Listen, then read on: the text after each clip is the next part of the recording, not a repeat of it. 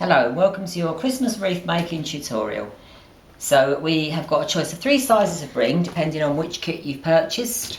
We've got the 10 inch, 12 inch and the 14 inch. Just for the purposes of this video I'm going to be using the 10 inch because it's quicker. And we're going to start with our basic, which is to attach our wire to our ring.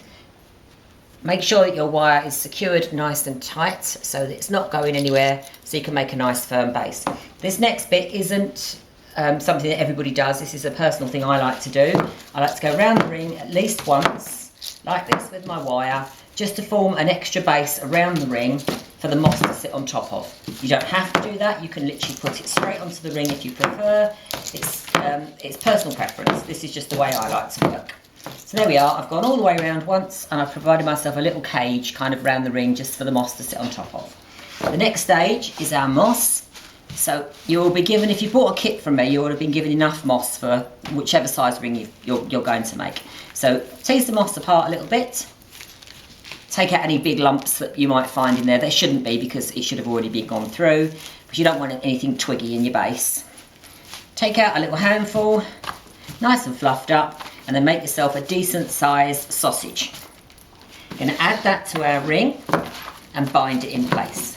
As you go round with your wire, pull nice and tight, not so tight that you break the wire, but tight enough to secure it into place. Keep going all the way around, adding more and more sausage shapes as you go around the entire ring until you've completely covered your frame. So I'll just do one more bit just to show you, and then I'll move on to a frame I've already mossed. So basically we're going to go all the way around like that. Just for the purpose of this video for speed, this is one that's actually been finished. We've gone all the way around, we've bound it nice and tight. I've gone round with the wire at least twice around the outside, and then I've taken a pair of scissors, I've trimmed off any little excess bits that are sticking out so that our frame is nice and neat and tidy. And that's your finished mossed ring. So now we can move on to more of the fun stuff. I'll just retrieve my wire. So you can leave your wire still attached. I've got to reattach this as it's come off of another frame. So there we are, that's nice and tight back on there, it's not going anywhere. So now we need to start adding our foliage. I've got 3 or 4 types of pine here. You'll be receiving in our kits the noble fir and Norman pine. I've got 3 or 4 different types of pine here, including the blue spruce and just various conifers. You can add anything from ivy, eucalyptus, whatever you want to add. A bit of holly if you want. I'm using a pair of snippers to prune mine back. You can use just standard scissors to cut through it, it should be fine. What you want to be looking for are nice pieces, the good bits on the branch, so pieces about that size. Nice and sort of thick and lush looking. Cut yourself a few off before you start in all the different types.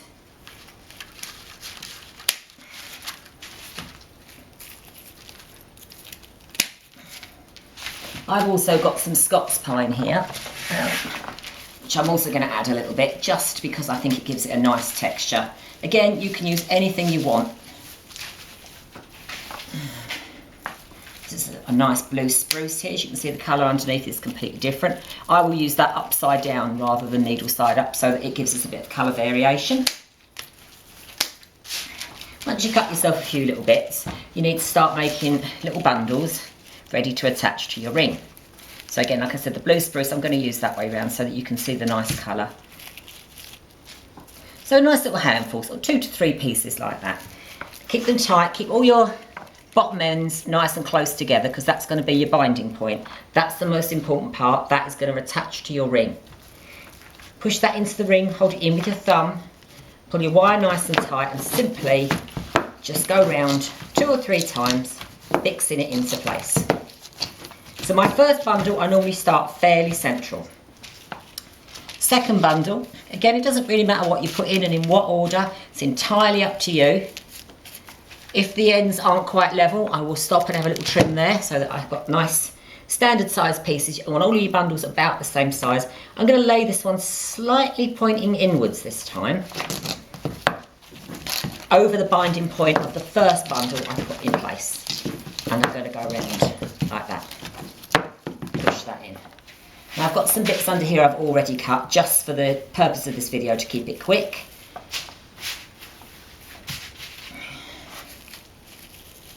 This one on the third bundle, I'm going to trim my ends again one more time.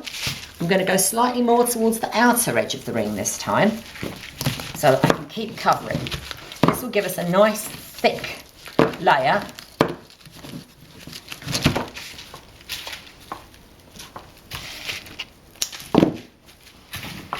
Keep going. This one more central again. It's entirely up to you, your placement. I prefer to sit them all so they go one, one, one, one, all the way round, because that way you get all sides of the ring covered and you don't see any of the moss frame when you're finished. You can just literally lean them all to the outer edge. It's all a matter of personal taste. I don't believe for one single minute there is any right or wrong way of making a Christmas ring. It has to be how you want it to be and how you want it to look.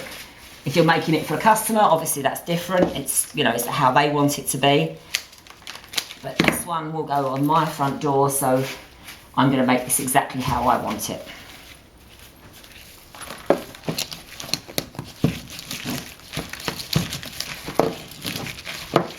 This is quite a small frame, so you don't want to add, I mean, I like my holly rings to be nice and thick and lush looking, but you don't want to go too mad, because what you don't want to do is cover up the central opening, because then it's no longer a ring, it's just a sort of solid disc, which is no good to anybody. And over the years of doing this, trust me, I've seen some absolutely appalling rings. Some of them aren't even rings, they come out square. I've seen people completely fill up the centre. I've picked up rings what people have made and everything's fallen off. I mean, I can't stress this enough. It is important to pull quite tight. As I said, again, not enough. If you pull and you break the wire, you are pulling too tight. But pull it enough so that you can't get your finger under there anymore. You don't want that loose, because otherwise, as soon as the foliage starts to dry out a little bit, then it's got room to kind of fall out, and that's not good. Here we go. So there's a nice texture there with that blue colour. Adding in. And don't worry if you see any bits, I mean, I've spotted a bit on mine already that I'm not happy about. We'll come back to that in a minute. You can always trim little bits off as you go. I'm sorry if I'm working a little bit quick here, but I don't want to make this video too long and bore you all to death. I'm sure you can pause it along the way and re-watch whatever bit you miss. Or you can always drop me an email at any point if I've missed something you want covered, you want to ask any questions, no problem at all. Just drop us a little message. I can help you out. We can go through it bit by bit. I can do a video of just one piece, like the mossing or whatever you want to cover. Again, I'm not going to leave a gap on this one, but if you are adding a bow, you will actually need to leave yourself a little gap. I will do another video at some point where I will add bows and stuff and other kind of decorations, but just for now, we'll just keep it simple with this nice traditional pine ring. Pine is the easiest to work with. As soon as you start adding other foliage like holly, it becomes quite painful and a lot more tricky. And there are a few different methods for adding holly. I mean, I'm sticking with a nice easy method of construction here, but there are more traditional methods. I remember the way I was taught when I was at college, oh God, 20, 30 odd years ago. Each single piece of foliage, each little stem, had to be hand wired by itself, pushed into the moss one at a time and then bent backwards. And when you're doing that with 100 or 200 pieces of individual holly, by the end of one ring, you're almost crying. And back then we didn't even have gardening gloves. We used to use household marigold gloves. So you can see we're almost getting round now. About 3/4 through. For the purpose of the video, again, to shorten the time, I'm going to add a couple of big chunks of this nice bushy Scots pine just to fill up this gap now, just so that we can get onto the more fun bit and show you the decorating, because I'm sure that's what you're all waiting for. And some of you may have already purchased a plain ring from us, in which case you can just skip all of this and just go straight into the decorating.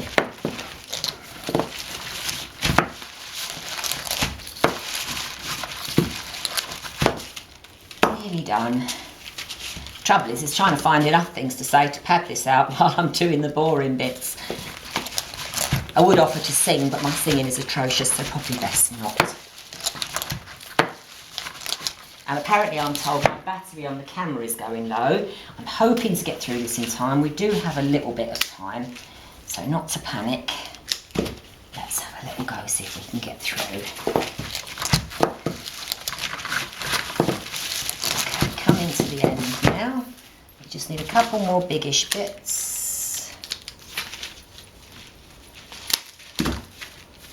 Let's see what we can come up with.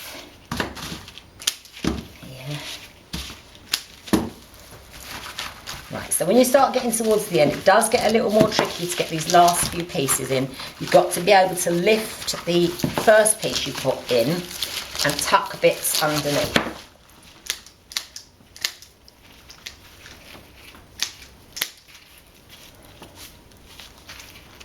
Trying to work as quickly as I can here.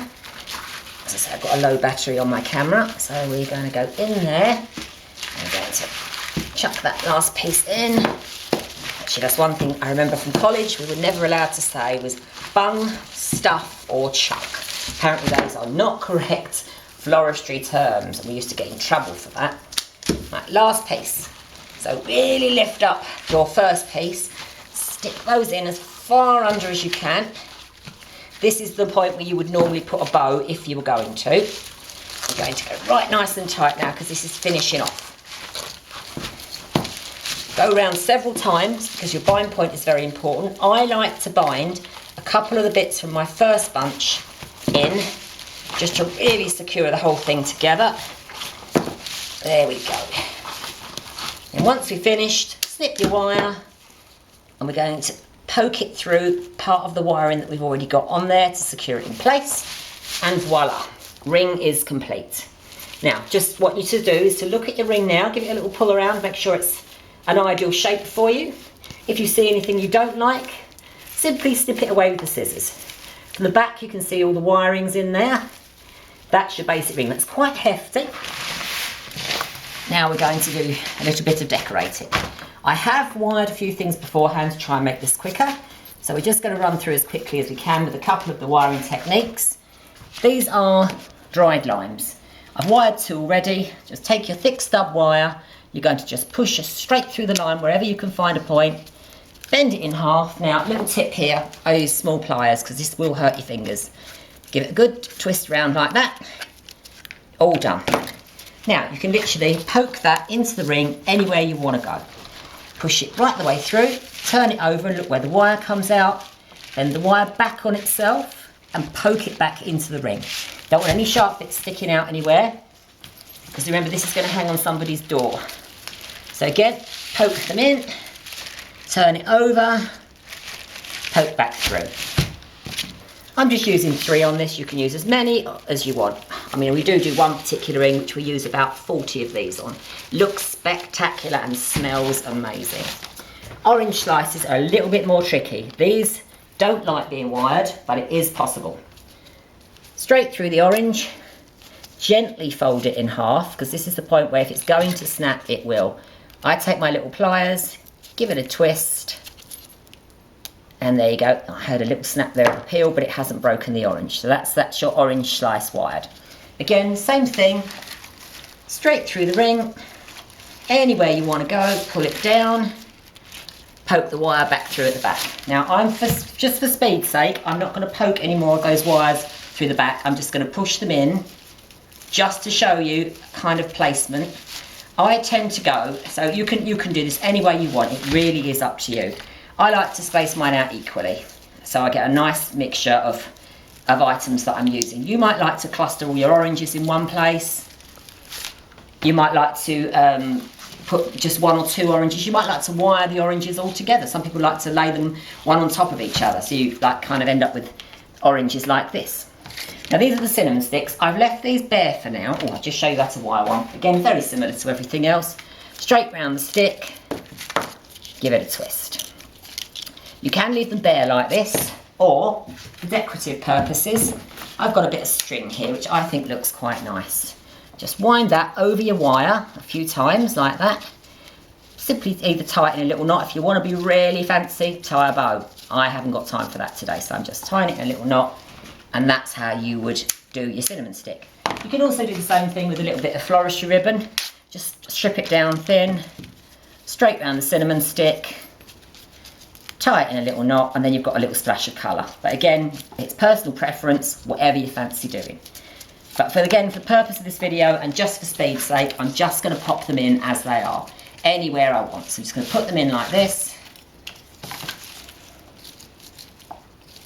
There we go.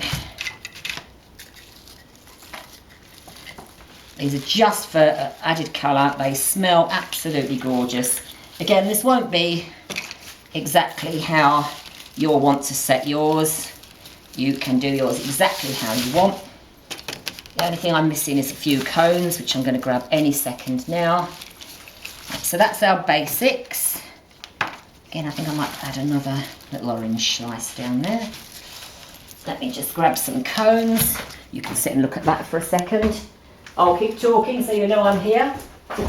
Haven't gone anywhere, I promise. Just grabbing lovely pine cones. There we go. Here they are. Okay. Again with the wire, straight round the bottom of the cone, twist it with your pliers or with your fingers if you're brave enough, and then we're going to pop our cones in. Again, anywhere you want to put them, face them whatever. I tend to face my cones all the same way round. Again, it is up to you. This is freestyle. You can do whatever the blooming heck you want to do. It's your choice, your ring. Here we go.